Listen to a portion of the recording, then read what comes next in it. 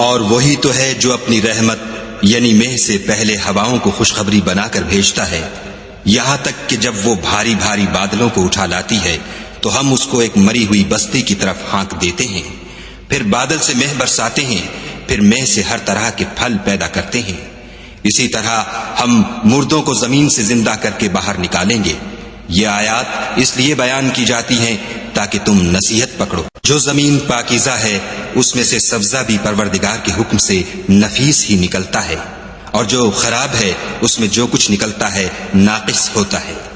اسی طرح ہم آیتوں کو شکر گزار لوگوں کے لیے پھیر پھیر کر بیان کرتے ہیں۔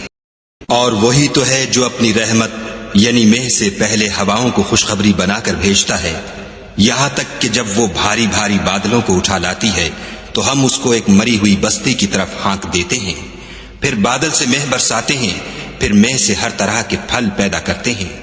اسی طرح ہم مردوں کو زمین سے زندہ کر کے باہر نکالیں گے۔ یہ آیات اس لیے بیان کی جاتی ہیں تاکہ تم نصیحت پکڑو۔ جو زمین پاکیزہ ہے اس میں سے سبزہ بھی پروردگار کے حکم سے نفیس ہی نکلتا ہے، اور جو خراب ہے اس میں جو کچھ نکلتا ہے ناقص ہوتا ہے۔ اسی طرح ہم آیتوں کو شکر گزار لوگوں کے لیے پھیر پھیر کر بیان کرتے ہیں۔